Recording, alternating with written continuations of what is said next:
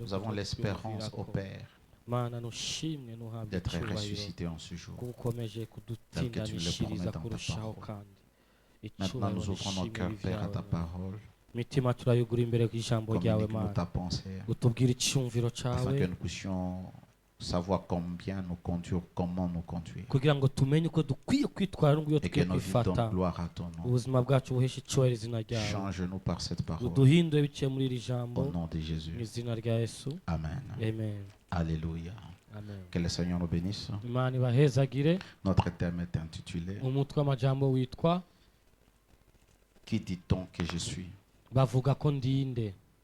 Qui dit-on que je suis? Alléluia. Amen. Ce thème est un appel.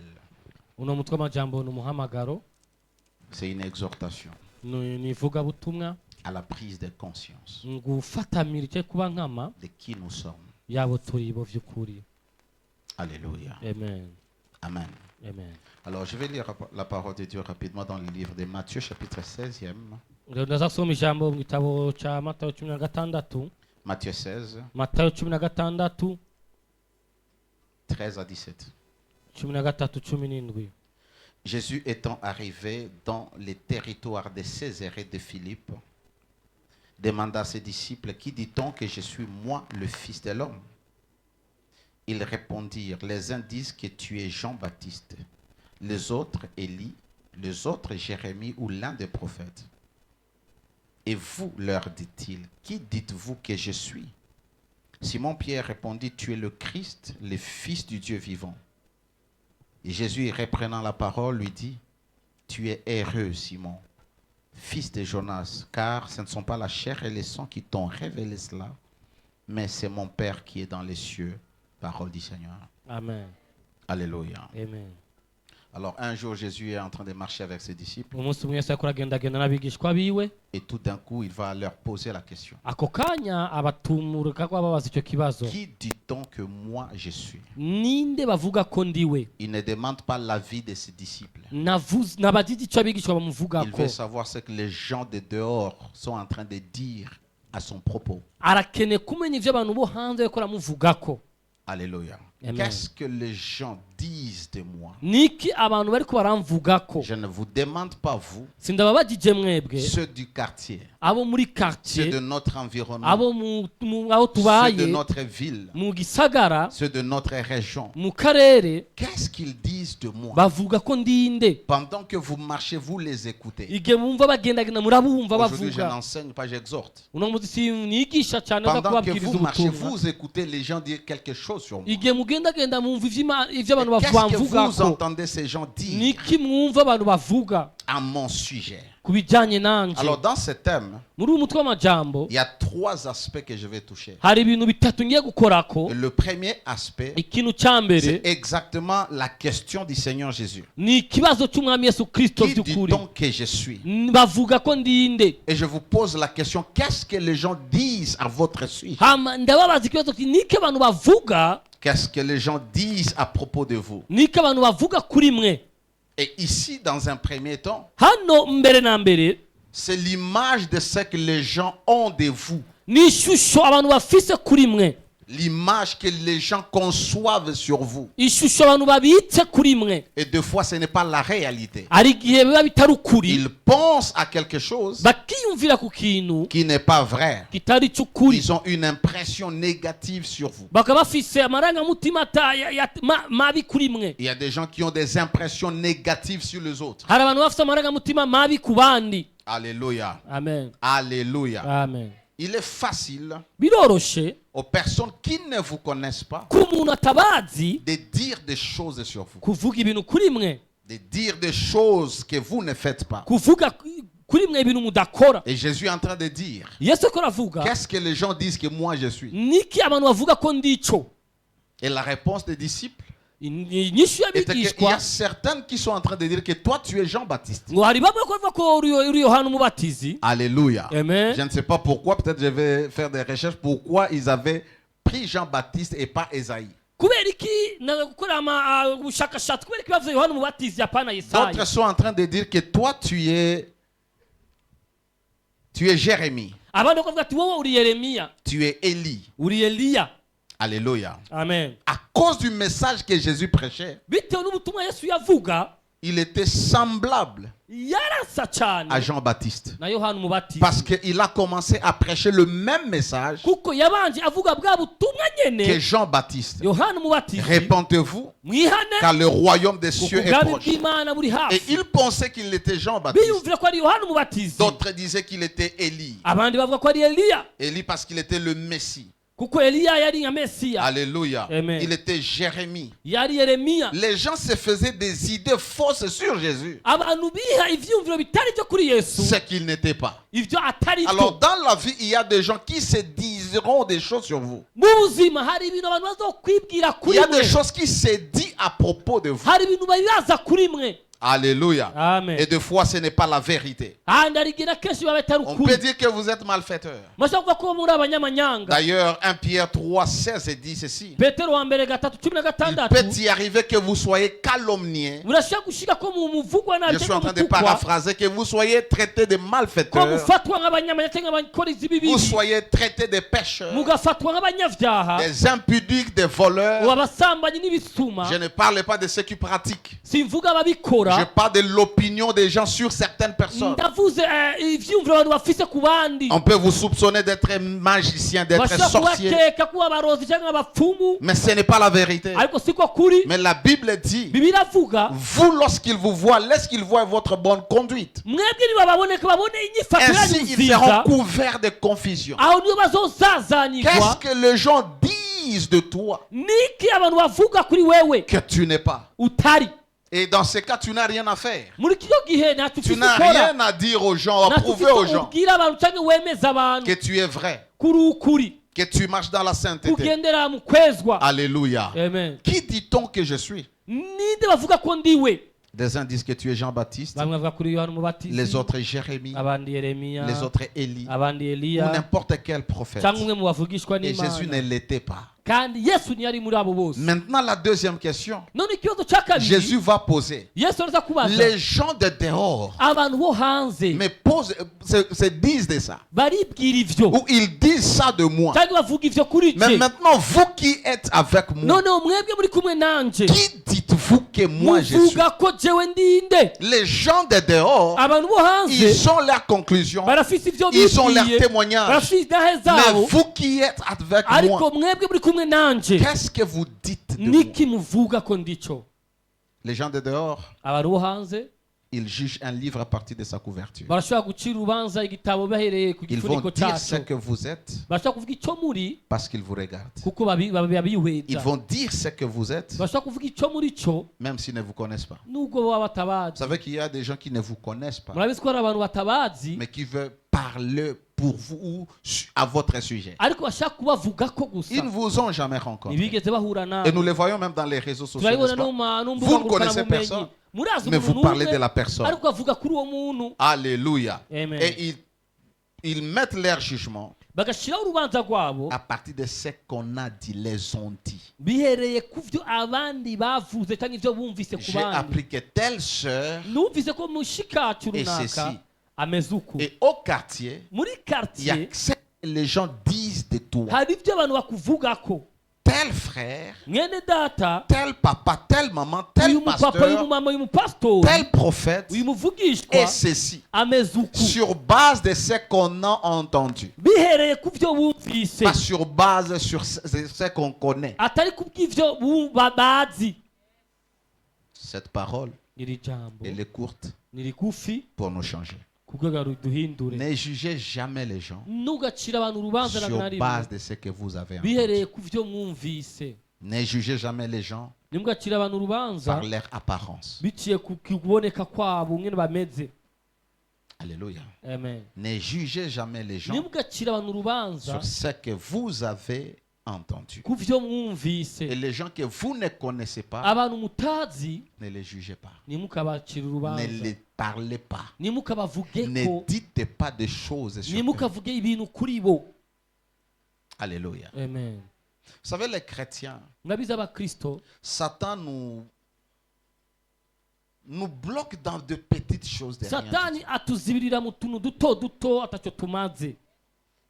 Lorsque tu vois Papa Célestin, Igihe ubonye Papa Celestin tu commences à dire, tu sais Papa Célestin, ugatanga kuvuga turabizi Papa Celestin il est comme ça, ameze uku il est comme ça, ameze uku il est comme ça. ameze uku. Et cette information va être divulguée. Ayo makuru Et akatatana ici, nous serons en train de dire des choses hano tuzotwo turavuga ibintu sur Papa kuri Célestin, Papa Celestin alors que nous ne l'avons jamais approché. kandi tutaramwegera. Ne juge pas quelqu'un que tu n'as jamais approché. Ntugacire urubanza umuntu Il y a des utaregera. gens qui apparaissent orgueilleux. Hari abantu basa hanze nk'abibone Mais quand vous les approchez, ariko vous mubegereye trouvez que ce sont des personnes bonnes et simples. mugasanga n'abantu beza kandi boroshe. Alléluia. Amen. Ne suivez jamais ce qui se dit. Nimugakurikira ibivugwa Les fruits des critiques de l'internet ivyamwa vyo gucika urubanza vyo ku mbuga pour ngurukanabumenyi commencer à dire ce que les gens ne sont pas. kugira ngo nawe utangure kuvuga ivyo abantu batari vyo. Alléluia. Deuxième point. Cya kabiri, Jésus tourne vers ses disciples Yesu ahindukira abigishwa et il va biwe leur dire, arababwira, qui dites-vous? niki mwe muvuga? Les gens de dehors ont dit ceci. Bavuze ibi ego abantu bo hanze Le baravuze. voisin ont parlé de ça. Ababanyi baravuze kuri Mais ibi vous, ego. qui dites-vous Ariko que je suis? mwebwe ninde muvuga ko Jésus ndiwe? était en train de faire presque 3 ans avec ses disciples. Yesu yari amaze hafi imyaka 3 n'abigishwa biwe. Et Pierre a dit, Petero aravuga, tu es le Christ, uri Kristo, le Fils du Dieu vivant. umwana w'Imana nzima. Et Jésus le regarde. Yesu aramuhindukira Il lui dit, amuraba. Pierre, Simon, Pierre, fils de Jonas. Simoni Petero umwana wa Ce ne sont Yohana, pas la mwene Yona. chair ou le sang. Ce n'est pas un homme qui t'a révélé ça. Si umubiri n'amaraso aguhishuriye ivyo, Mais c'est mon Père qui est dans les ariko cieux. ni data uri mu ijuru. Ici, Hano il n'est pas question de ce que les gens disent, si ivyo abantu bavuga, mais il est question de ce que vous êtes réellement. ariko n'ivyo ivyo muri vyo vy'ukuri. Et la réponse de Pierre Inyishu ya Petero était basée sur 2 choses. yari ihagaze ku bintu bibiri. Jésus nous a donné une chose. Yesu yaduhaye ikintu kimwe, Et l'autre chose, c'est moi qui pense. ikindi kintu ni je ndaciyumviriye. Cet homme ou ses disciples ont fait déjà presque 3 ans avec Jésus. Uyu mugabo n'abigishwa bakoze imyaka Et Jésus 3 hamwe na veut Yesu. commencer à parler de sa mort. Yesu ataragira atangure kuvuga ku Il est rupfu sur le rwiwe. point de partir. Ari hafi yo kugenda. Et il veut que ses disciples soient rassurés. Il veut être rassuré si ses disciples ont la révélation de qui il est. Arashaka kwemezwa neza ko abigishwa agiye gusiga Pas de ce que les autres disent. atari ibyo abandi Pas de ce bavuga, que vous entendez. atari ku byo bumvise. Un jour, quelqu'un m'a écrit. Umunsi umuntu Il m'a yaranyandikiye envoyé une petite vidéo. andugikira isanamu D'un prophète. y'iresi ry'umuvugishwa. Et il m'a dit, qu'est-ce que toi tu en dis? Arabwira ati wowe wivuze ku iki? Parce qu'on disait que ce prophète était Ko magicien. bavuga ko uyo muvugishwa ari Moi, je umunyamareba connais ari bien les umupfumu. prophètes. Je Alléluia. neza uwo Et muvugishwa. quand il m'a envoyé ça, Igihe andugikira ivyo je lui ai dit, ndamubwira, oui, les gens ont dit. ego abantu Et je baravuze, sais que tu pries. ariko ndabizi ko usenga. Qu'est-ce que Dieu t'a dit? Niki Imana yakubwiye wewe?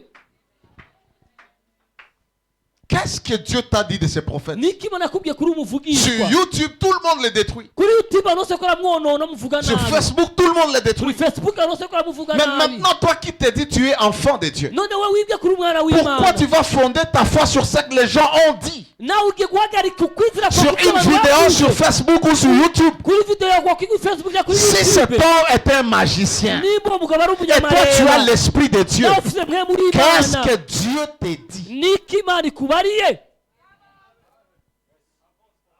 Alléluia. Amen. D'abord, Jésus commence par révéler une vérité. Mbere na mbere Yesu ateganya yishura ukuri. Ce ne sont pas la chair et le sang qui t'ont révélé qui je suis. Uwazi w'amaraso n'umubiri yagushura iwo Ce ndiwe. que vous vous dites que moi je suis, ce n'est pas vous qui le dites. Ivyo mwe muvuga ko ndico si C'est je mon Père qui ndabibabwira, vous ni révèle. data C'est yahishuriye. pourquoi ne jugez pas les gens. Au lieu de les juger, demandez à Dieu de vous les révéler. Niyo mpamvu uri mugacira abantu urubanza Parce ahubwo ko qu'on ne peut data pas bahishurire. connaître une personne Kuko dukwiye kumenya umuntu. parce qu'on a suivi ces informations sur Ariko Facebook. twumvise amakuru yose On twabonye kuri connaît une Facebook. personne Tumenye umuntu. parce que Dieu vous a révélé la personne. Bahishuriye uwo muntu. Parce que seul Dieu vous connaît. Kuko Imana yonyine ndibaza. Et les gens feront des illusions. Abantu bazokora ibinyoma. Il dit c'est mon Père. oh ni data Parce que vous ne pouvez pas connaître une personne. kuko mudashobora kumenya umuntu Vous ne pouvez pas connaître la grâce sur la vie d'une personne. ntimushobora kumenya ubuntu buri ku buzima Vous ne bw'umuntu pouvez pas juger authentique l'appel d'une personne. ntimushobora guca urubanza mu by'ukuri umuhamagaro Si w'umuntu. Dieu ne vous révèle pas. Imana itabahishuriye Pourquoi ibyo. les gens s'accusent? Tel pasteur est magicien, tel pasteur est comme ça. Pourquoi? Parce qu'ils ne connaissent pas la personne. ni kubera ko abantu birirwa bagiriza abandi ngo n'umnyamareba n'umupfumu nuko abantu batazi uwo Pourquoi on muntu. dit que tel prophète il est comme ça? Parce qu'on ne connaît pas la personne. Kubera ko bavuga ngo umuvugisha ameze gute kuko batazi uwo muntu Connaître uwo ari une we. personne par les informations, par la télé, par les réseaux sociaux, ne veut pas dire que vous les connaissez. kumenya umuntu kuvuga ngo ukaramenya kuri televiziyo ku makuru wasomye ntibivuze kuzi uwo muntu. Nous connaissons Papa Karambiri, n'est-ce pas? turabizi twe turamusozi papa Nous les Karambiri. connaissons sur les réseaux sociaux. Nous ne connaissons pas la personne. turamuzi ku mbuga ngurukanabumenyi ntitumuzi gutya twese ubwacu. Et les réseaux sociaux, l'internet, la télévision donnent l'impression. kandi imbuga ngurukanabumenyi imbonashakure zerekana ishusho runaka zitanga iby'uko Vous voulez runaka. connaître une personne, allez auprès du Créateur. C'est lui, la Bible dit, le cœur de l'homme est tortueux. Qui peut le connaître? Personne ne peut le connaître. Mon épouse, je ne la connais pas à 100%. mushaka kumenya umuntu ugenda ku hafi y'Imana bivuga neza ngo umutima w'umwana w'umuntu urakonkataye cyane kuko Elle ne me connaît pas à 100%. Parce qu'il y a des choses qu'il faut que Dieu lui révèle. hari ibindi bintu Imana ikwiye kumishurira kuri we. C'est Dieu, c'est mon Père qui vous a ni révélé ça. Imana ni data bahishuriye C'est mon Père qui vous a dit. ni data babwiye Parce que l'intelligence, la science ne peut pas vous révéler qui Jésus est. ubumenyi cyangwa iby'ubwenge iby'ibyigwa nibyo bahishurira uwundi we. Dans notre classe, nous avons une leçon qui s'appelle la théologie ou la patérologie. ikigwa cya mu mashuri yacu ya bibiliya turafite ikigwa cyitwa La patérologie. théologie, c'est l'étude de Dieu. teoloji ni ukwiga Imana muri Mais rusange. laissez-moi vous dire, personne ne peut étudier Dieu. ariko mu by'ukuri nta muntu n'umwe wo kwiga Imana. Nous donnons des éléments qui peuvent nous permettre de comprendre qui est Dieu. Mais personne ne peut s'asseoir sur un banc de l'école et commencer à étudier Dieu pour le connaître. dutanga ibintu bimwe byotuma abantu bamenya cyangwa batahura Imana ariko nta muntu kwicara ku ntebe y'ishuri ngo agende yiga Imana ayimare Pour ayimenye. connaître Dieu, Dieu doit se révéler lui-même à la personne. kugira ngo umenye Imana Imana ikwiye kwishurira uwo muntu Vous pouvez ubwayo. avoir les idées sur Dieu, wogira ibyiyumviro ku mais Mana vous ne connaissez pas Dieu. ariko ni muzi Imana. C'est la énième fois que je le dis. Vous pouvez même servir Dieu, Inshuro nyinshi ndabivuga gukorera Imana mais vous ne le connaissez pas. utayizi. Vous pouvez même l'adorer. wowe itazira. Je t'adore, je te célèbre. Ndagutaza, ndagushize hejuru. Mais vous ne le connaissez pas. ariko ntayuzi. Parce que Jésus a dit à la femme samaritaine, Yesu yabwiye wa mugore w'Umusamariyakazi, vous adorez ce que vous ne ngo connaissez pas. mutazira icyo mutazi. Non, nous adorons à Jérusalem. Isonye twe tutazira Yerusalemu. Parce que les Juifs ont dit que c'est là le lieu de culte. Kuko Abayuda yakorera hariya Il dit, amaso non. ateranye, boya. Vous adorez ce que vous ne connaissez pas. Mutazira icyo mutazi. Ça ne sera pas à Jérusalem. Yazo Yerusalemu. Parce que l'adoration de Dieu ne tient pas compte d'un lieu géographique. Utazira ku Imana ni kwa Alors, il révèle la nature de Dieu. agaragaza kamere Personne ne peut connaître le Père si le Fils ne le révèle pas. nta n'umwe wamenya data umwana Ils adoraient un Dieu qu'ils ne connaissaient pas. Batazira Imana Et Jésus a dit, Dieu est esprit. ngo Imana ni mwemu. Dieu n'est pas un esprit. Can you understand this? Dieu n'est pas un esprit. Imana si mwemu. Dieu est esprit. Imana ni mwemu.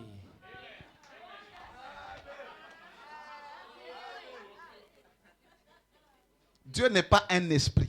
Imana ntabwo ari umuyaga. Dieu est esprit et il a un esprit. Imana ni mwemu kandi ifite mwemu.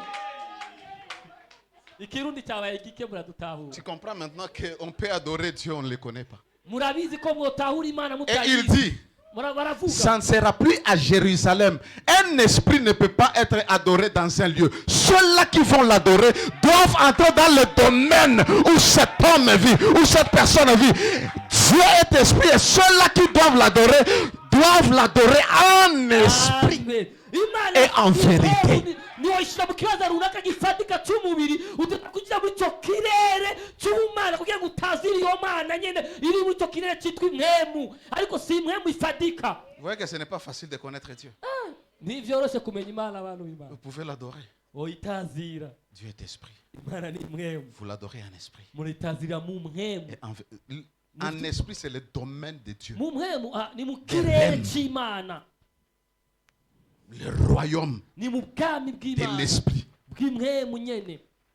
Et en vérité, No mu kuri la noneho. seule chose qui te permet d'accéder dans ce domaine, ikintu kibe kwemera kwinjira muri icyo kiro cyangwa muri ubwo bwami c'est la connaissance de la vérité. ni ubumenyi bw'ukuri ufise. C'est la Haleluya. parole de Dieu. ni ijambo ry'Imana. C'est la parole qui va t'enseigner Ni comment ijambo l'adorer. rikwigisha ingene witazira. Et Jésus est venu révéler ça. Yesu yaje guhishura ivyo rero. Pour connaître Dieu, il faut que Jésus le révèle. kugira ngo umenye Imana, Yesu akwiye guhishurira Imana. Pour te connaître, kugira ngo nkumenye, il faut que Dieu me révèle. Imana ikwiye kumishurira. Vous savez, même quand nous voyons, quand nous prophétisons, quand Dieu nous montre, Murabizi igihe duhishurirwa Imana duha nous voyons amaherezo, toujours en partie. tuvugishwa, twama tubona agace. Et ce qu'on ne voit pas est grand. Ivyo tutabona nivyo binini. Parce que l'homme est un mystère. Kuko umuntu ari banga, ari Qui peut le binyegejwe. connaître? Personne. Ninde yomumenya? Nta Pour que n'umwe. je vous connaisse, Kugira nabamenye qui vous êtes, abo muri bo, votre identité, akarangamuntu kanyu il faut que Dieu me révèle. bisaba ko Imana Ce n'est pas imishurira. votre nom. Si izina ryanyu. Unamjua inajua jina yake. Uramuzi uriya ndazi izina ryiwe. Connaître une personne, ça n'a rien à voir avec le nom. Kumenya umuntu naho bihuriye n'izina ryiwe. Deuxième chose, Ikintu cya kabiri, Dieu a révélé. Imana yarahishuye. Deuxième chose, Ikintu cya kabiri, ces gens ont fait 3 ans avec Jésus. abantu bamaranye imyaka 3 na Yesu. C'est-à-dire, ils ont eu le temps Bisoni bafashe igihe de regarder Jésus. cyo kuraba Yesu. Une manière de connaître aussi les gens, Uburyo bwo kumenya abantu nanone c'est de les observer. ni ukubihweza, C'est de les kubakurikirana, regarder. ni ukubaraba. Pendant 3 ans, Imyaka 3 ils regardent comment est-ce qu'il enseigne. baraba uko yigisha, Ils regardent, ils écoutent ses paroles. barumva ijambo ryiwe, Ils observent sa vie. barakurikira ubuzima bwiwe, Ils voient ses actes. baraba ibikorwa vyiwe, Ils se disent, bakibwira cet homme, uyu muntu il peut être celui que Ésaïe avait prophétisé. arashobora kuba ari wa wundi Yesaya yavugishijweko. On connaît les gens Bamenya abantu lorsque tu es proche d'eux. igihe ubegereye,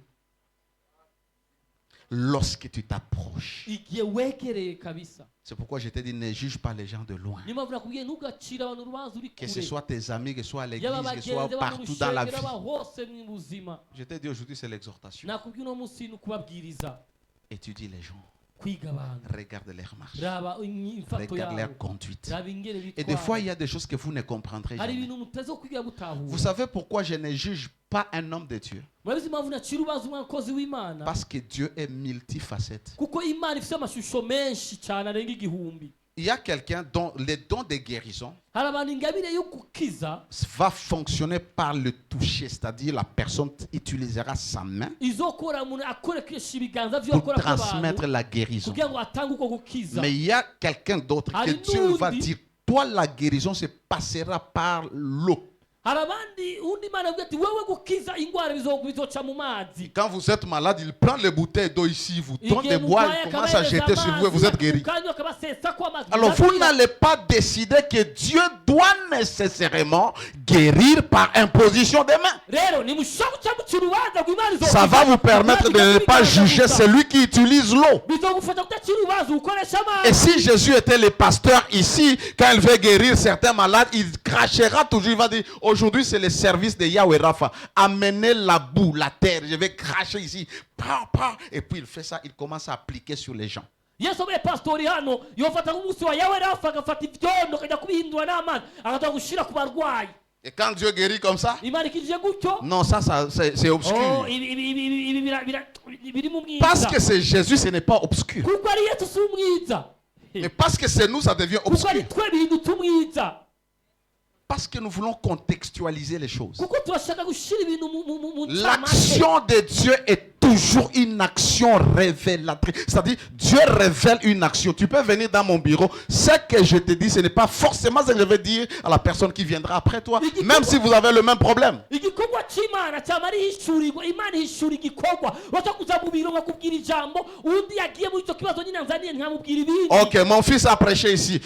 Naamani, sa guérison de la lèpre, ugukiza kwiyo il devait se jeter dans le Jourdain. Mais le paralytique à côté de la piscine, il devait aussi se jeter dans la piscine. Tous devaient être guéris par l'eau.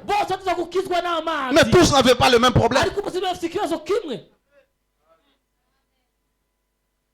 Pour connaître une personne, il faut que Dieu te révèle. Tu peux être dans cette église et tu ne connais pas qui je suis.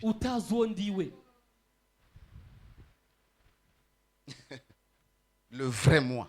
jewe ukuri Et le vrai moi, jewe ukuri rero ce n'est pas les photos que tu vois sur ntabwo ari Facebook. ifoto ubona kuri Facebook, Ce n'est pas la photo que tu as dans ton téléphone ntabwo ari iyo comme foto ufite profil ou muri statut. telefone, kuri stati, kuri profile. Le vrai moi, jewe ukuri il est en moi. ari muri jewe nyene, Il se manifeste yigaragaza par ma conduite, bijyanye n'ingeso par mes zanje paroles, n'amajambo yanje par mes actes. n'ibikorwa vyanje. Et ils ont regardé Jésus bariweje Yesu et ils ont dit, baravuga tu es le fils uri umwana de Dieu. w'Imana.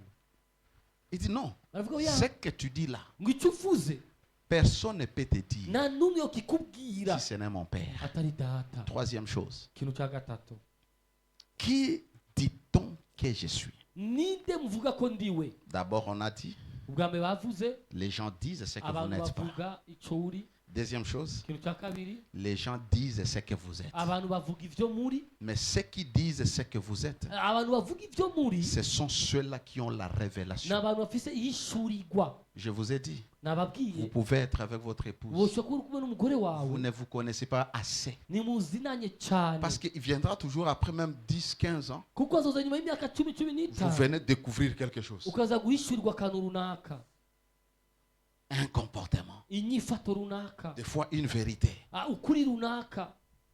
Il faut que Dieu vous révèle. Imana ikwiye kubahishurira. Troisième chose, ikintu cya gatatu, ce n'est pas ce que les gens disent de vous. si ibyo abantu bavuga kuri mwe, Ce n'est pas ce que vous êtes réellement. si ibyo muri by'ukuri, C'est ce que vous-même, nibyo mwebwe ubwanyu vous faites croire aux gens. mwereka abantu cyangwa mugaragaza parle ku de bantu vous. bagaca babavuga bereka ibyo mwaberetse. Hallelujah. Ce que vous donnez aux gens. Ibyo Ce que vous mutanga ku bantu, vendez aux ibyo gens mudandaza ku bantu pour qu'ils parlent. kugira ngo bavuge ibyo muri byo. Alléluia. Amen. Ce que vous faites croire aux gens que vous êtes. ibyo mwizeza abantu ko muri by'ukuri, Il faut bien noter ça. muke kwandika neza ibyo Vous ne l'êtes pas. ni muri byo. C'est comme avant. ni nka mbere Vous ne l'êtes pas, ni mwari muri, mais les gens décident none abantu bafata ingingo de vous appeler comme ça, yo kubita uko, de dire de vous comme yo ça. kuvuga gutyo kuri mwe. Mais ici, ariko hano ce ne sont pas les gens, si abantu, c'est vous-même ni mwebwe ubwanyu qui aidez les gens mufasha aba bantu à croire ce que vous êtes. kumenya cyangwa kwizera ibyo, Mais en réalité, ariko mu by'ukuri vous ne l'êtes pas. ni muri byo. C'est-à-dire, vous donnez, ils parlent de vous, ils disent des choses sur vous par rapport à l'image que vous les présentez. bisonye bavuga kuri mwe cyangwa babavuga ko bijyanye n'ishusho mubereka cyangwa n'ibyo L'impression que mubakorera, vous les donnez. bijyanye n'ibyo mugaragaza muri Et kumwe c'est ça la nabo. maladie que nous avons. iyo niyo ngwara turwaye Et rero. le but de Dieu intumbero est y'Imana que nous soyons vrais. ni uko tuba bukuri, Que nous puissions arrêter cette vie de prétention, duhagarike ubwo buzima bwo kwereka abantu bitari byo, de vendre l'image que nous ne sommes pas. bwo kwerekana ishusho itari yo. Parce que le but ici, c'est kuko d'impressionner, intumbero hano ni ukwemeza abantu, de prouver. ni ukwemeza abantu. Et on peut tout faire pour garder cette image. kandi ushobora gukora ibishoboka kugira ngo tugumye iyo shusho. Ne pas vivre dans sa peau vous rend automatiquement hypocrite. kutaba mu ishusho y'ukuri bikugira umwibone cyangwa indyarya. Et ça commence pas quand les gens deviennent grands. bitangura igihe abantu bakuze, Ça commence à l'école. bitangura ku ishuri. Quand tu vois déjà ton enfant, igihe ubona umwana wawe commence à se faire croire ce que vous n'êtes pas ou ce qu'elle n'est pas. atangura kwiyerekana uko atari cyangwa uko mutari, C'est déjà un cliché qui te montre la réalité qui va venir. n'akamenyetso gato ko kwerekana ukuri kuzoza. Chez nous, nous sommes des patrons, twebwe turi abatunzi alors que vous n'êtes pas des patrons. kandi by'ukuri mutari Mais abatunzi. à l'école, on sait que l'enfant ariko ku ishuri barazi ko vient umwana d'une famille riche. ava mu muryango C'est pourquoi, chers w'abatunzi. parents, parlez avec vos enfants. Niyo mpamvu- Les enfants doivent connaître votre famille, doivent connaître vos moyens. buri mubyeyi akwiye kuganira n'umwana we, umwana akwiye kumenya iby'umuryango cyangwa uburyo bw'umuryango uko Nous bumeze. disons à nos enfants, ne vous comparez pas aux autres. Vous étudiez avec les enfants des ministres, vous étudiez avec les enfants des hommes d'affaires. Nous là, votre papa, c'est tout simplement un pasteur. mwebwe mugera abana b'abashikiranganji, mugera abana b'abatunzi, nimwigeranye nabo ko papa wanyu mwebwe ni umwungere gusa. Alors les enfants peuvent commencer à vivre une vie qui n'est pas leur vie pour montrer l'impression, l'image. abana bashobora gutangwa kubaho ubuzima butari bwo bagaragaza ishusho cyangwa berekana ishusho. Ça peut venir lorsqu'on est associé à des groupes. vyose igihe umuntu yagiye mu gakuku runaka.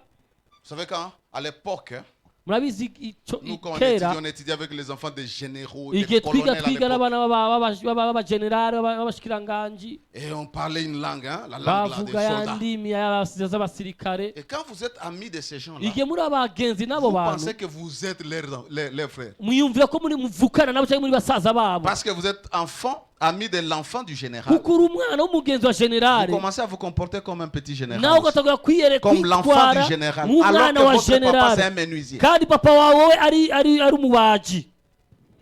C'est vrai? Hein? Nivyo Comme moi là. nkanjuku Mon père était, il était, quand il travaillait encore, juste un simple comptable. yari umukontable, Mes amis, ariko abagenzi banje les enfants des hommes d'affaires, abana des b'abacuruzi, grands noms à l'époque, amazina akomakomeye icyo gihe, des enfants des colonels, des abana majors. baza koronere.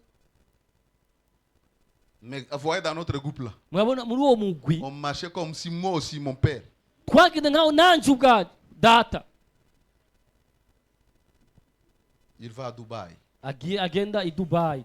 Pourquoi? Kubera iki? On veut impressionner. Turashaka kwemeza abantu. On veut montrer. Et il y a même ceux-là qui peuvent même nier leurs parents. Non, tu sais, la maison là, c'est là, chez nous c'est là-bas. Et Ah. pourtant je n'ai pas chez eux. Hari n'abantu bashobora kwihakana ababyeyi babo bati wacu ni hariya kandi by'ukuri atari iwabo.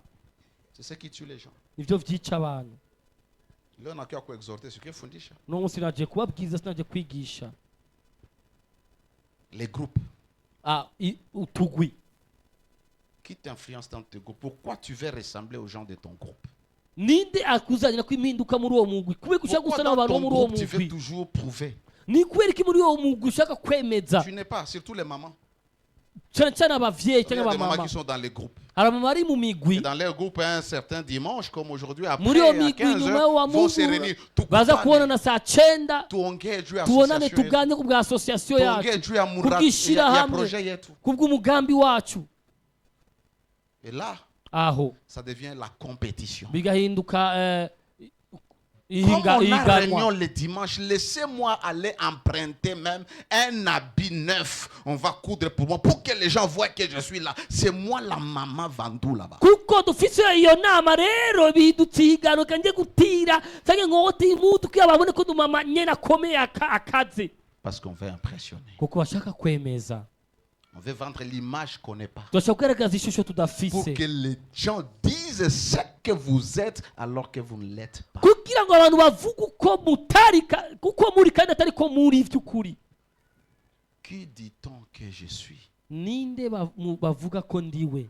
Est-ce que c'est que les gens sont en train de dire? Mbega ivyo abantu bariko baravuga, Est-ce que réellement c'est ce que je suis? mbega by'ukuri nivyo ndi? Quelle est l'image que nous vendons? Niye shusho tudandaza Il y a tugaragaza? des gens qui peuvent, excusez-moi, ils peuvent, surtout les jeunes gens, quand ils commencent à toucher un peu d'argent, Cyane ils veulent cyane se montrer que lui imisore il est béni, gukora qu'il est udufaranga, prospère. Il va appeler les atanga amis, kwerekana ko baroraniwe, Allons au bahamagara restaurant. abagenzi tujye muri il resitora achète la nourriture pour tout le bakagura monde, ibyo kurya abantu pour bose qu'on voit que lui, kugira ngo babone ko we ça marche. bigenda neza, bimeze neza. Parce que c'est ça l'image que la personne Kuko veut niryo vendre. shusho umuntu ashaka kubereka. Leo niko combien maisha yangu. Uno musi ndiko ndakubwira Quand j'ai ubuzima commencé à bwawe. toucher l'argent, Igihe natanga gukora amahera j'étais encore étudiant nari umunyeshure à Bukavu. i Bukavu, Et j'ai commencé à toucher l'argent. natanga gukora amafaranga, Célibataire et beaucoup d'argent. ndi umuseribateri afite amafaranga menshi, Et j'ai commencé à mener une vie d'impression. nangura kuba ubuzima bwo kwemeza abantu. Je pouvais louer un taxi. Nashobora gukota C'est comme mon itagisi taxi. Ça devient comme mon taxi. igahinduka itagisi yanje. Imagine un taxi où tu payes par jour $20. Itagisi uriya amadolari 20 ku munsi, Juste faire des courses. ugakora amakurse Tu yawe. vas où? Ugiye he? Nulle part. Nta na hamwe. Aller boire, aller jouer au Kugenda billard et tout. kunywa. Et les gens, Abantu ils savent bari babizi que c'est mon véhicule. ko ari imodoka yanje. Make busubuhi anakia tonda kunyumba. Mu gitondo yavyuka aza gutonda iwanje. Il y a des fois, nous conseillons les jeunes gens ici. On a jalousie. Nous, la vie là, ça ne nous dit absolument rien. Hari igihe tugira ugwaruka inamba kugira ngo Nous sommes passés par des choses. Nous vous indiquons pour que vous puissiez échapper à cela. ariko two turababwira inamba kugira ngo muhunge ivyo bintu. Et pendant des années, Mu myaka myinshi ishize nikijuzia gari zangu nari kugura amamodoka yanje zinanitumikia zinaniingizia pesa. akankorera akanyinjiriza amahera. Imagine par jour, ibiyumvire ku tu munsi paies $20. ukariya amadolari 20 Par mois, c'est combien? ku kwezi nangahe? Alafu kila siku utakuwa unaenda kunywa pombe, unacheza biara, unaingia mabwate, unatoka. buri munsi ukaza ugenda kunywa inzoga, ukina amabiyare, ugenda ugaruka. Quand tu es avec les amis, ça veut dire tu prends quelqu'un, tu achètes pour le prouver. ukafata umuntu ukajya kumubwira Mais tu ne dis pas que tu prouves, tu montres que tu as un bon cœur. ukamubwira ko ufite umutima mwiza. Et lui appelle les amis. we Et akamagara bagenzi nous sommes avec fort. tumeze nk'umugabo Parce que n'igatanya, les gens qui impressionnent aiment qu'on leur donne des noms préso. kuko abantu Bush. besa kwemeza abantu bashaka kubereka ko Obama. babaha amazina akomakomeye, perezida Obama. Et les gens abantu ont une image de vous que vous êtes béni, vous êtes prospère, you are broke. bakagira ishusho yanyu ko mukize, ko muroraniwe kandi mugowe imbigina muri mwe. Mie Mungu ananipenda sana. Je Imana irankunda cyane. Hier quand tu n'était professeur, Dieu t'aime. I know. Ibi si Imana surinda kuzana ubuvugishwa, ndabizi. Dieu a permis que mon travail bascule un peu. Imana yemeye ko akazi kajugumira gato. Tous les amis là Abagenzi bose aho que j'ai impressionnés, nemeza ils m'ont fui. barampunze, Ils m'ont fui. barampunze. Pourquoi tu vis pour les gens? Kubera kube ubaye wemeza abantu, Ton apparence là, c'est pour les gens. iyo shusho wewe ni kubw'abantu. Quand tu vas acheter même le costume, Il tu ne dit l'achètes que pas la pour costume, toi, oui, pour que il ton a épouse ouais, ou ton mari il a apprécie. un gros Tu l'achètes parce que ils vont voir.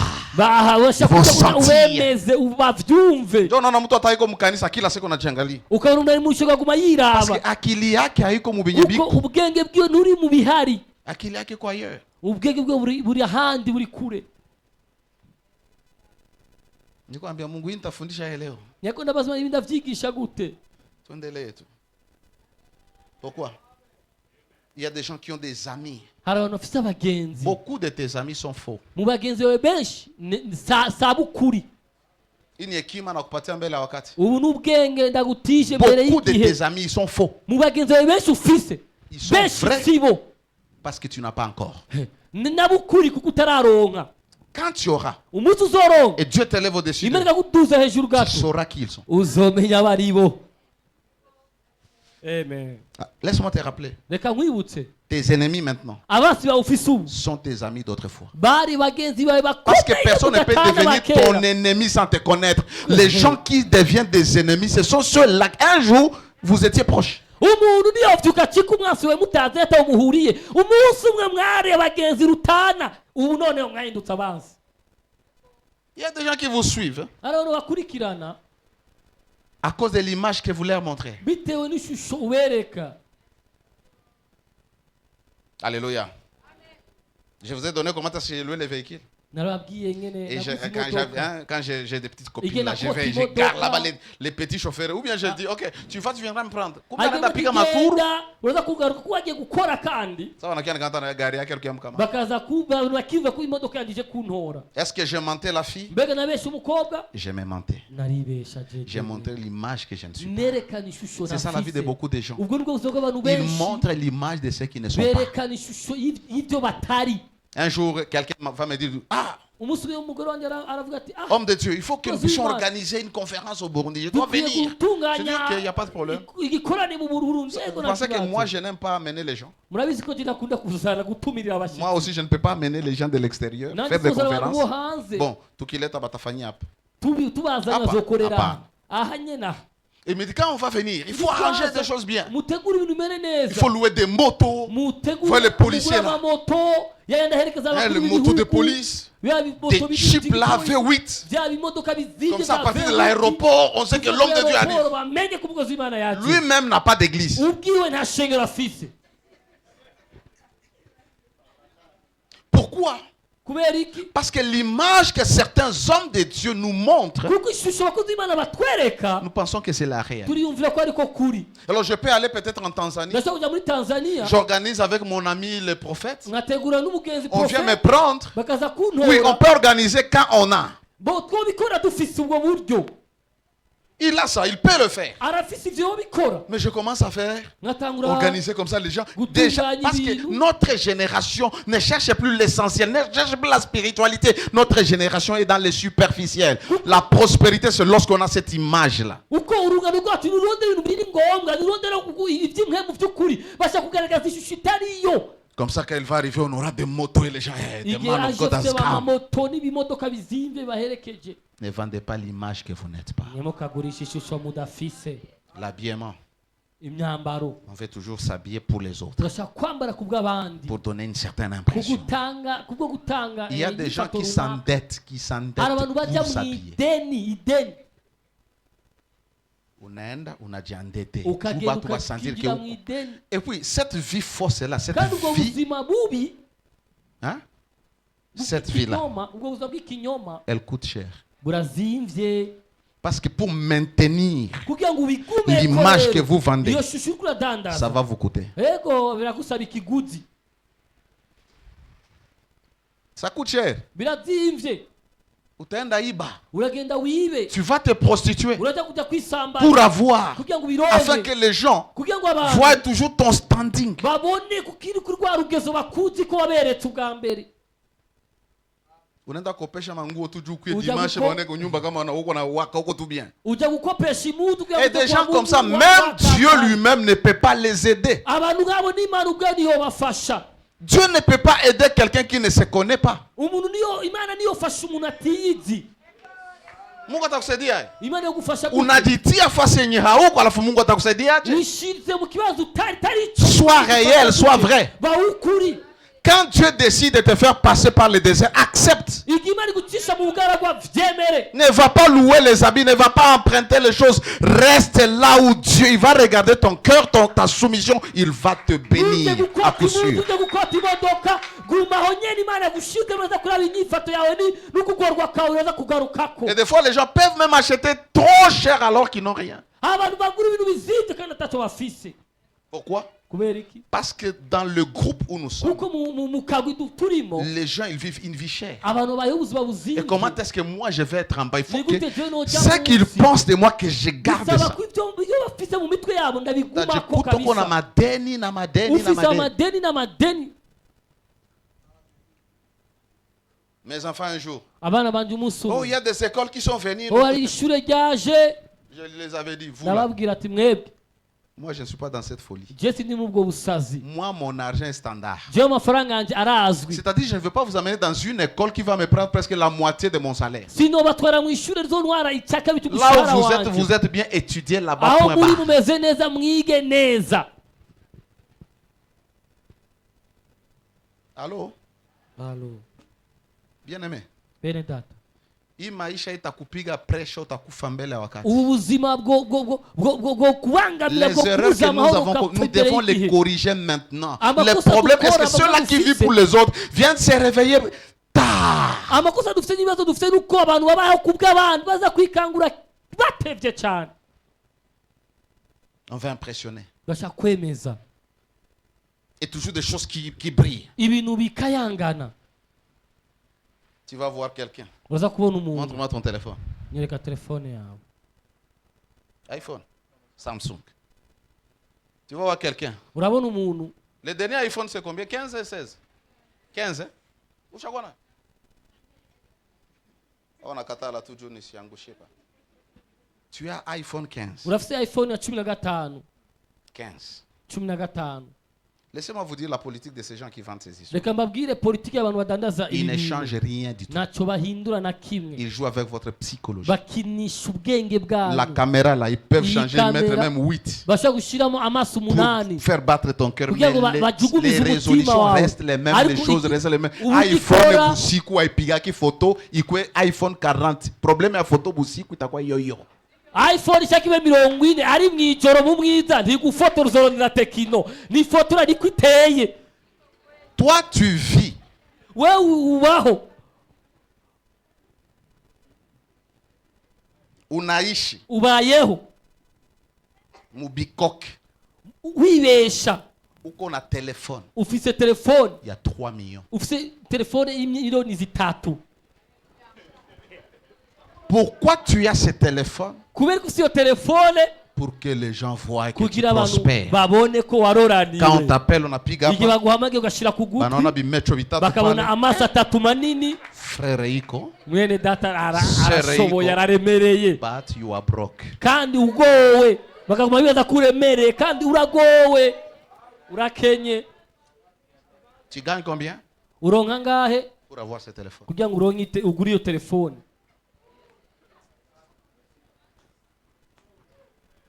Am I speaking? Speak. Natukuwe naangalia hata watoto wetu. Tuze turaba n'abana bacu, Parce que si nous ne savons pas les aider, kuko tutazi kubafasha nous sommes en train de détruire leur turiko avenir. turonona kazoza Tôt ou kabo, tard. bitebe bitebuke. Batanza ishi maisha yenye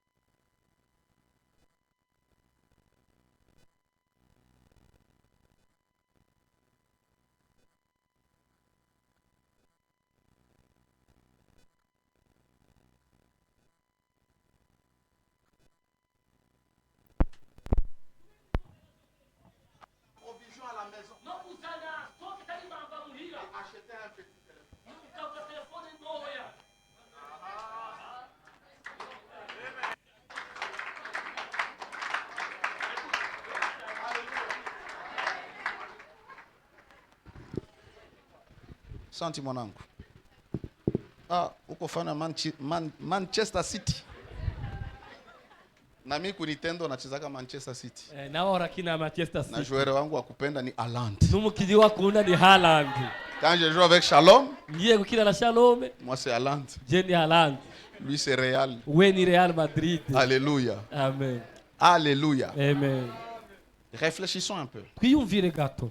Cette jeunesse Runo runganwe peut faire la différence. rushobora gukora itandukaniro Si nous pensons, nimba two kwiyumvira, si nous voyons loin, nimba tworaba si kure, nous acceptons de nous priver de certaines choses. nimba two kwemera Plusieurs fois, mon bimwe épouse bimwe. me dit, Akenshi umugore wanje- umugore wanjye yambwiye ko ufise amazu tu menshi, devrais déjà avoir des maisons. waba ko ufise amazu C'est menshi, que tu gagnais. ivyo uronka, ivyo waronka. Mais tu regardes là, les années commencent à venir. Ukareba Eh, imyaka itangiye je kuza, peux mourir. ndashobora gupfa, Tacha batoto wangu wapi? nzosiga abana banje hehe. Unaanza jipiga sasa Ugatangura mbuze. kwikubita mu byo mu Tu es butama. encore jeune. Uracyari umusore, Mets ta tête. shira umutwe wawe hasi. Ton téléphone là de 3 millions. Telefone yawe y'imiliyoni Tu zitatu, peux aller acheter un champ. urashobora kujya kugura Et tu umurima commences à cultiver seulement avec 2 millions. ugatangura kurima n'imiliyoni zibiri. Et après 6 mois, Nyuma y'amezi atandatu tu as la récolte. ukaba ufise Tu as umwimbu, investi 1,5 million. ugashora miliyoni imwe n'amajana Ou 2 atanu millions. cyangwa miliyoni zibiri, Tu gagnes déjà 3 millions. ukaronka miliyoni zitatu. C'est-à-dire, quand Dieu te bénit, Biso niga Imana iguhezagiye, quand tu as été sage, igihe wabaye tu umunyabwenge, t'achèteras tous les téléphones que tu veux. uzogura telefone zose Mais tu wifuza rero les kugura, achètes et on compare ta vie et les téléphones. bakaguhe kuzigure, Il bageranye mérite. telefone n'ubuzima bwawe, ukabona ati arakwiriye kugira iyo telefone. Il y a des moments, je dis même à Dieu, coucou Hari ma abantu gare, ubwira Seigneur, Imana où est-ce ati, partir? jana amamodoka utoma. Un jour, je dis, imagine maintenant, je viens dans cette parcelle d'autrui ici avec V8. Uyibaza yumvira umunsi umwe nzoza muri parcelle y'abandi Même na les gens vont dire, mais V8, cet homme, n'abana bateye il umugabo a une V8 qui coûte 80 000 $. afise V8 igura Mais les locataires. ibihumbi 80 by'amadolari apanze. Alléluia. Amen.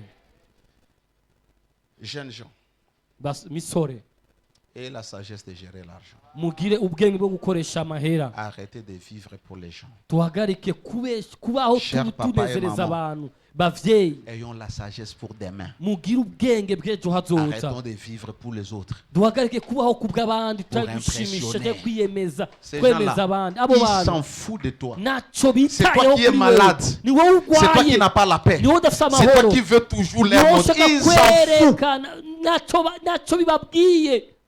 Quand on a ça, même si on grandit, on ne Il veut pas suffit que- accepter. Même si on vieillit, on n'accepte pas. On veut toujours montrer. tuzoguma Vous twerekana. savez pourquoi les gens mentent sur leur Murabizi âge? abantu babesha ku myaka yabo, Yeah. Parce qu'ils veulent toujours être jeunes. kuko ashaka kukuba bereka ko basa n'ibisore Wanajikula kabisa miaka 5. uri ibi myaka 5 yose Mais sura yako itatuonesha tu mu wewe. maso habazotwereka ko ari 5 Ngozi yako itatuonesha kama ile miaka uko nayo ni ya bongo. umubiri wawe uzotwereka ko iyo myaka atari iyo. Kuko watu kimuuliza.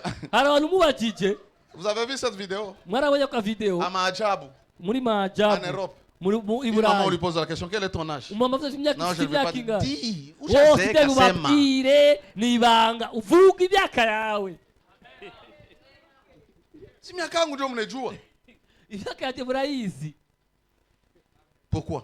Kubera iki? On veut montrer aux gens Turashaka kwereka ce abantu qu'on n'est pas. icyo tutari.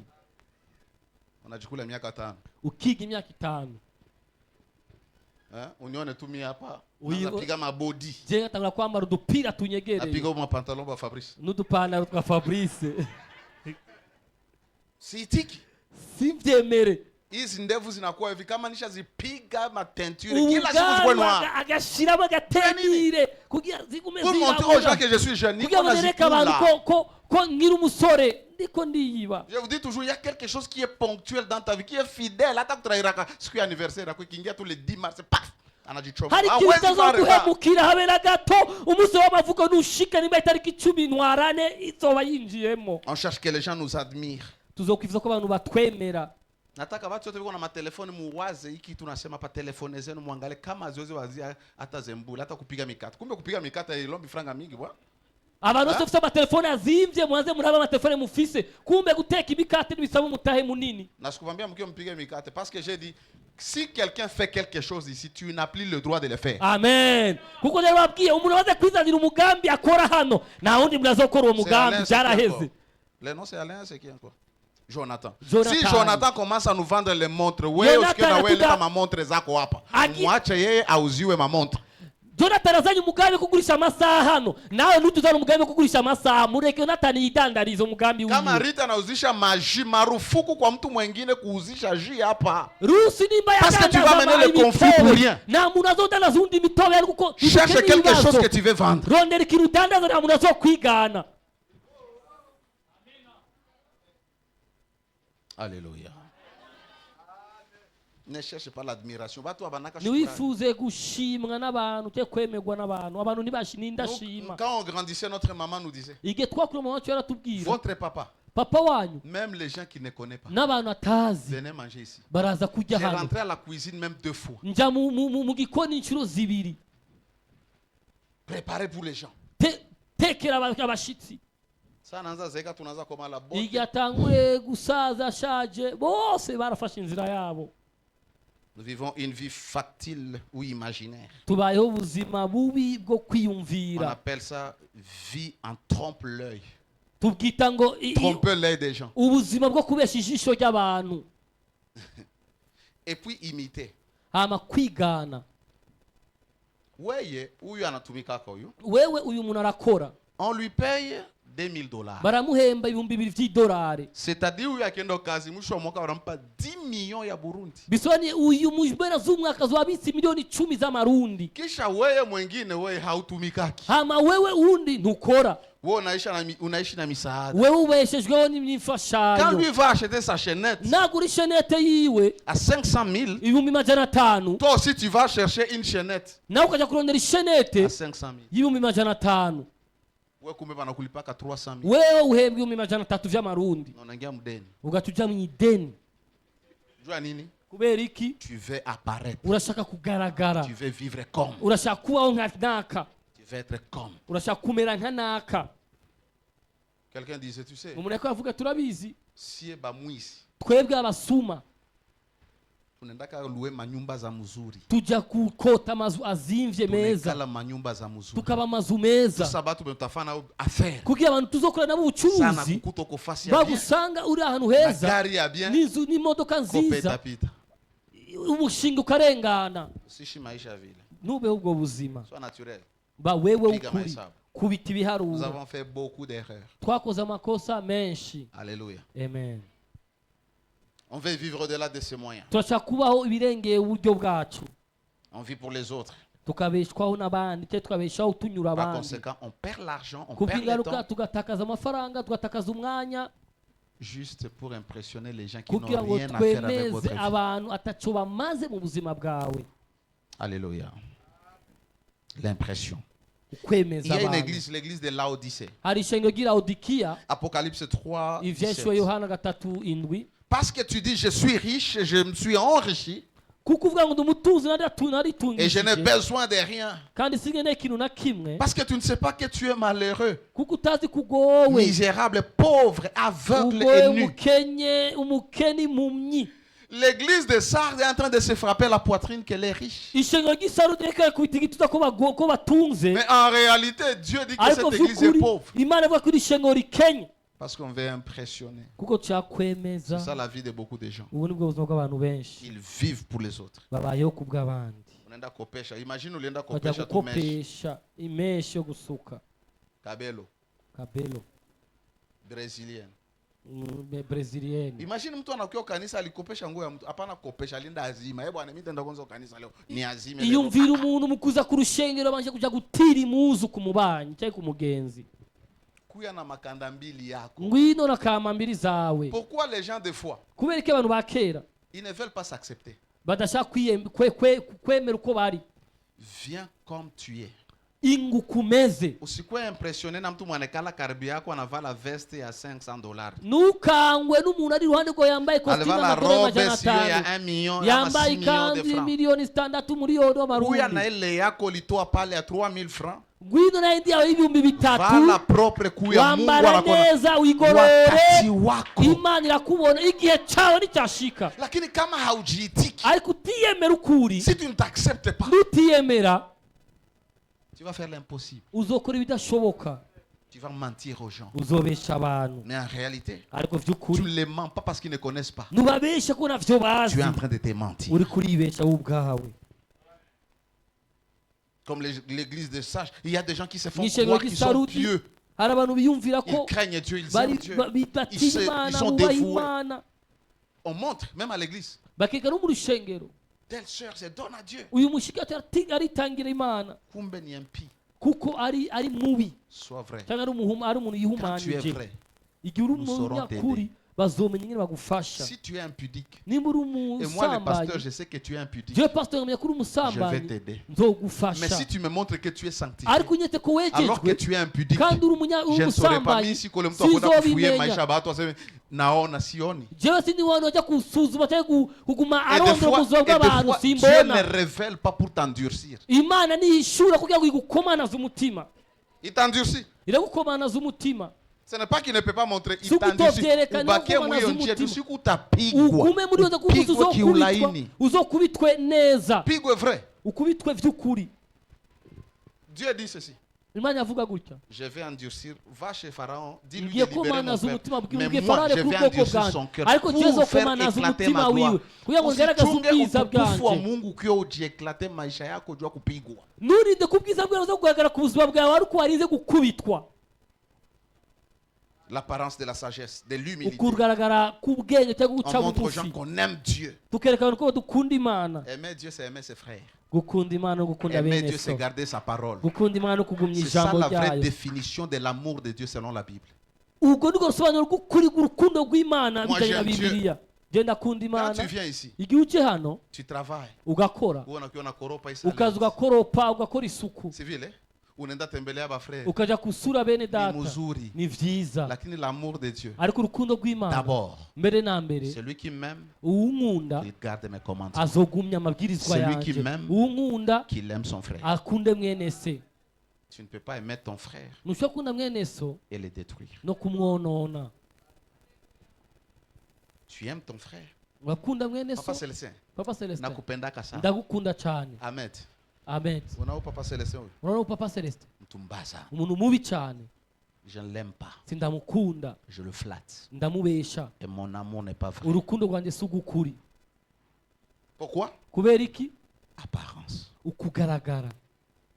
Mimi kama nakusirikia unajuaka tu. Je ndagushavuriye urabimenya, Nikikusirikia nkushavuriye utajua. urabimenya, Kama sikufurahi nakunezererewe utajua. urabimenya.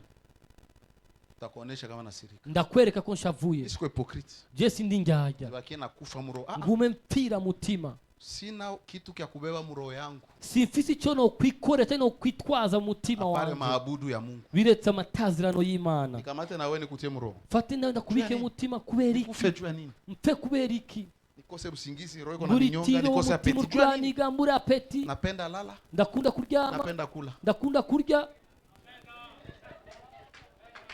Nijitese jua nini? Nihangayishe Estoma kubera iki? inaniluma jua nini? Estoma kubera iki? Tunakusirikia. Kwenda Nikikuona roho gushafuri. inaniluma jua nini? Ndakubona umutima wanjurige kubera iki? Na njoksi roza batu zinaendaka zinapunguza hata energy ya kupompe damu na ukiasikia tu mtu alianguka pafu. Ni ku mutima abantu Roho yako igabanya ubushobozi inayala bwo bitu. gupoma amaraso, umutima wawe wuzuye ibintu. L'apparence de la piété.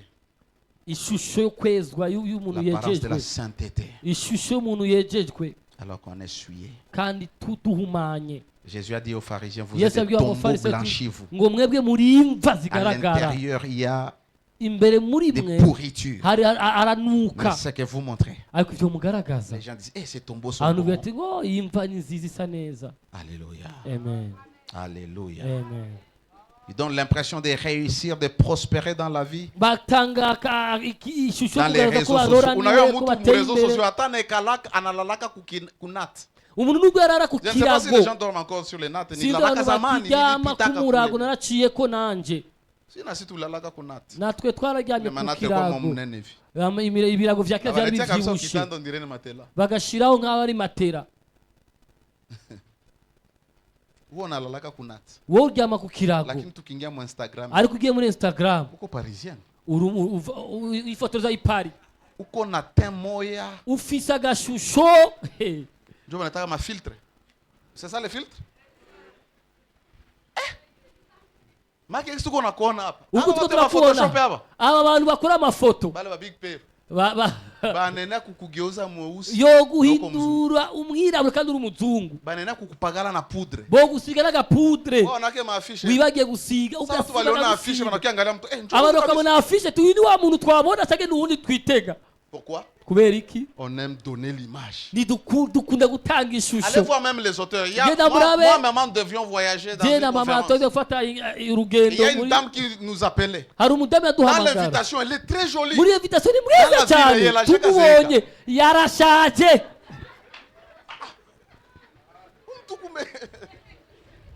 Alléluia. Pourquoi on veut toujours montrer aux gens que nous sommes là? Kubera ko twaba twerekana abantu ko tugikomeye ko dukaze. Ne donnez pas l'impression d'être riche. Soyez riche.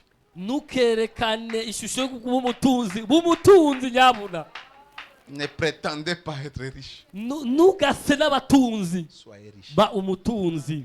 Ne donnez pas l'impression de prospérer. Prospérer. Que votre vie témoigne. Ntugase no kuroranirwa, roranirwa ubuzogwe bubishingiri nawe. Tukiangalia mule munyumba mule mabiju zenye ba mama biko nazo, zile biju zinafanya kazi na zinena nda kutuma hata Dubai, unane mtai unaza, lakini uko nekala. Mungu nibariki. Mungu anaangalia huyu mtu huyu. Aba mama amahereni babitse mu mazu yotangura umutego kuja Dubai, ariko baguma bari Imana bahezagire. Imana kare baturi mu Dieu mama t'a déjà kweli. béni, mais ce que tu manques, c'est la sagesse de voir. Je peux vendre ça et commencer quelque chose, et après 3-5 ans, je peux avoir les mêmes choses. Imana resho kubwo bwenge ti ibireka ndandaza bino bintu ntangure gukora bino bintu nyuma y'imyaka 3-5 zogura vya bintu nyene. Mama, angalia sipere za. Mama raba amasipere yawe, Angalia mabiju ya. raba Uko atana ma $4,000. amahereni yawe ufise, Na zile 4,000. ubudede bwawe n'ibihumbi 4 Unaweza enda by'idolari, Dubai. wogenda i Dubai ukarangura. Vous savez le problème aussi? Murabizi ikibazo On veut kindi, toujours commencer avec beaucoup parce qu'on turashaka veut gutangura impressionner. n'ibintu byinshi ko dushaka kwemeza abantu. Niende Dubai nikiona ma valise. Gende wewe Dubai Dubai nzeni tuza tourisme. bivarizi, Unakamata ka hotel kako ka $10. ukagenda ku Dubai ugafata ka hotel kawe kimwe Unauza k'amadolari 10, marchandise yako ya $600. ugatangura ubucuruzi bwawe bw'amadolari amajana Unaona kama 600, nitapata ama profit ya $300. ukaba uzi kuzoronka inyungu y'amadolari amajana Kesho 3. unaenda Ejo unaongeza. ugasubirayo Kesho ukongera, yake unaenda Ejo unaonekana huko ukongera. tena $50.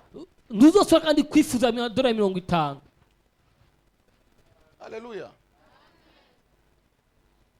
Batu wanatuona kwa réseaux sociaux Abantu baratumaze ku mbuga ngurukana bumenyi parce qu'on montre toujours l'impression kuko que tout va twama bien. kwerekana ishusho runaka. Instagram, tout va bien. kuri Instagram byose n'amahoro, Facebook, tout va bien. Ndio Facebook nataka n'amahoro. akienda hata ku restaurant abantu anauza bagiye kuri restaurant kavin. akagura jitu kavinyo unayo tu kama ina akaji hii nini watoto wanapenda fursana. furzana Wewe kama tu fursana utie mkale kavere kana wana kamkia hivi. agafata agavere gatoya kakarika ibivido agasukamo Na wikale furzana kuroka hotel wakufike. agatayigira kuri roka golf Bana ukaja kipande ya citron ndani bagatanga gutewa gukatira bakadimu unatia mugulu na ugatishiraho kuguru Facebook. ya foto bakayikora neza ugaca kuri Facebook ugatuja mu buterere Unapanga nyumba ya chambre 2 na salon. ugapanga inzu ya Kisha chambre mko 2 14. saro muri 14.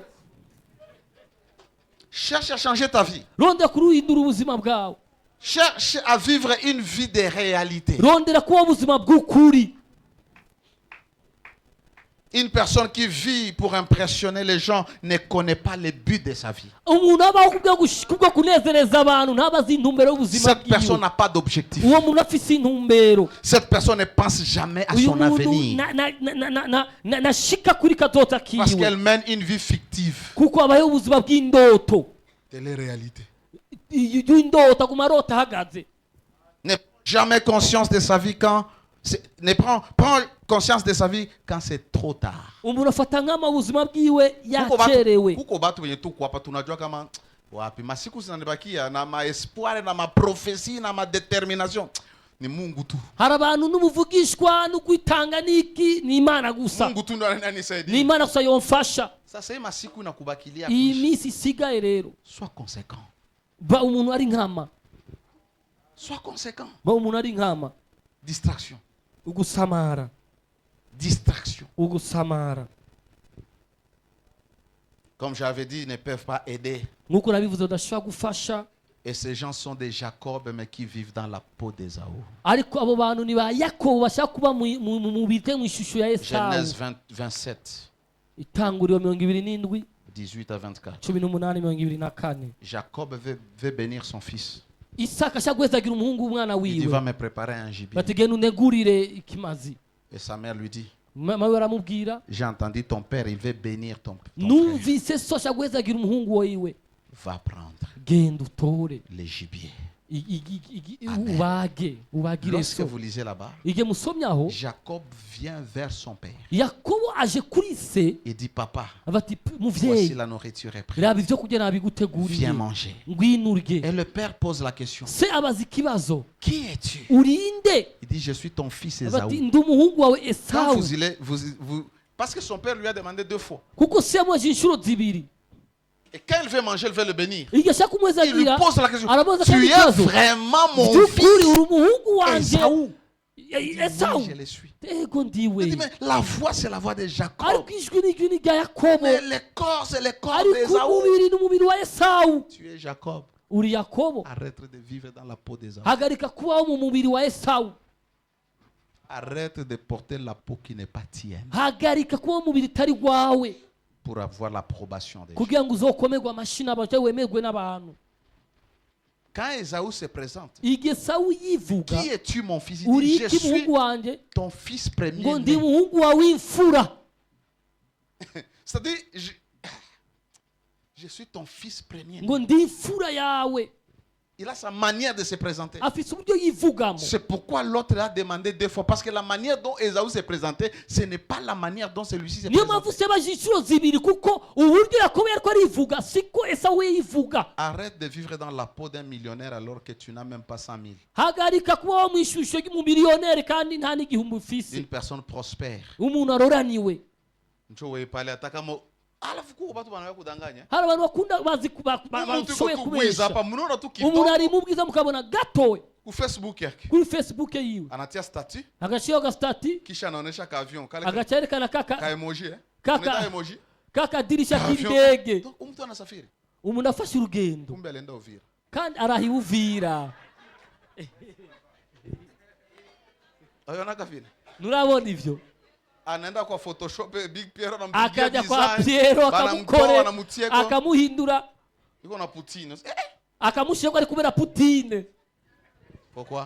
kubera iki? On veut vivre dans la peau qui n'est pas sienne. turashaka kubaho mu ishusho kandi mu mubiri utari wacu. Alors l'exhortation de ce soir, de rero ce matin, ububwiriza bwa kino gitondo soyons réels. tuba bukuri. Amen. Voyons la vie en face. Turabona ubuzima imbere yacu. Si nous avons perdu le temps, Nimba twaratakaje igihe, l'argent, amahera, l'énergie, ubushobozi, les restes des jours que Dieu nous donne, iminsi isigaye Imana qui nous iduhereje, prête encore, iduhereje, faisons la idutije, différence. dukora itandukaniro. Jeunes gens, Misore, vous avez un avenir. murafise kazoza. Si vous êtes sage aujourd'hui, Nimba muri abanyabwenge uno si vous munsi, pensez aujourd'hui, nimba mwiyumvira uno vendez munsi, vos téléphones, dandaza amatelefone commencez yanyu, des affaires, tangura ubucuruzi, vendez n'importe quoi, dandaza ivyo mufise pourvu que vous vyose, ayez l'indépendance kugira ngo financière. mugire ukwigenga mu buryo Vendez vos bw'ubutunzi. cabellos, Dandaza kabero zanyu, vos costumes, amakositime vos yanyu, montres. amasaha yanyu, Commencez mutangure à vivre une vie qui est kubaho réelle. ubuzima bw'ukuri. Usisikie haya hata kuzisha saucisson. Ntutangare kudandaza isosiso. Un jour tu auras ta Umunsi umwe boucherie. uzogira busheri yawe. Un jour on était avec maman. Umunsi umwe twari kumwe na mama, C'est d'ailleurs celle qui me disait. niwe ariko arambwira, Un de ses amis, umwe mu bagenzi son biwe, mari a commencé à vendre, je crois, les bananes vertes. umugabo wiwe atangiye adandaza Ibitoki. ibitoki. Maintenant, Ariko ubu l'homme a des buildings umugabo afise amazu, dans des communes, des maisons. n'amazu menshi. Mais quand tu le vois, Igihe umuravye utazania ni mtumishi pa. wogira ngo ndiwe mukozi aho hantu muri iyo D'où si mangazini, mentalité yetu. kuko twebwe ivyumviro Ukishakuwa vyacu, chef, il faut démarquer. umaze kuba shefu twe kwiyerekana. C'est comme ça même si on te nomme aujourd'hui. Niyo mpamvu baguhisemo uno munsi Unafika poko ugashika pasteur. uri pastori. Ai mokete hivi ni kwa wa mpya na mokete tutoshi. Ubu kuko ndi pasiteri mushasha n'itapi ihinduke. Vous ne voyez pas ça? Nimubona ivyo, Vous êtes ministre, vous uri changez tout, même les umushikiranganji meubles. Tout. mugahindura vyose Parce qu'on veut impressionner. kuko murashaka kwemeza abantu. Que le Seigneur te bénisse. Imana iduhezagire. Tu vas Amen. prier juste que Dieu t'aide à prendre conscience. Uraza gusenga ngo Imana iguhe kuba nkama. Souvent la distraction nous tue. Hari igihe gusamara On ne prend pas kutwica nitube nkama. Mes jeunes frères, Bene data, aie le temps de regarder même ta famille. On est qu'à la conscience d'anglais. ugira umwanya wo kwiweza umuryango wawe, tuko turajahe. Il faut tout quoi sérieux. Hari ibintu dukwiye kuba nkama cyane. La vie est compliquée. Ubuzima buragoye. Ce monde ne te remerciera jamais. Ino si nizo gushimira na Peu gato. importe. Ntacyo bitwaye. Les corps ne te dira jamais merci. Oh, ihembe nizokoma ari gushimira na Tout ce que gato. tu lui donneras. Icyo uzorihereza ryose. Les bijoux. Amatwi nazo gushimira gato nubwo yambika fonds de amahereni, agapudre, Les rouges à lèvres. rouge à Les lèvres, jaunes à lèvres. jaune, ibyo gusiga vy'umuhondo ku Les minwa, robes, les costumes, les mocassins, les montres, je ne sais pas quoi, les amakanzu parfums. n'amakostime Celui-là. n'ibisigaye vyose ivyo. Les corps Uyo mubiri uyo ne te remerciera jamais. ntuzokwigera gushimira. Et même si on t'enterrait avec les plus beaux costumes, Nubwo boguhambara kostime ya mbere après izimvye, 14 jours, nyuma y'iminsi cumi ton n'ine corps va trahir ce umubiri costume. wawe uzohemukira iyo kostime. Même si on te met dans une cercueil qui coûte 100 millions, Nubwo bogushira mu isanduku y'imiliyoni ton corps ijana, va trahir ce umubiri cercueil. wawe uzohemukira. Vis avec sagesse. Baho n'ubwenge, Pense à l'éternité. iyumvire, Et vis pas parce que tu as une mission sur la terre. ubeho kuko ufise iyerekwa mu Dieu te isi. bénisse et te garde. Imana iguhezagire kandi Dis à Dieu, ikuzigame. donne-moi d'être conscient. Bwira Imana ati nshoboza kuba Donne-moi nkama, la sagesse de la vie. mereza ubwenge bw'ubuzima, Que je ne commette pas les erreurs que mes simba aînés ont singakora commises. amakosa Que je basogokuru ne commette bakoze.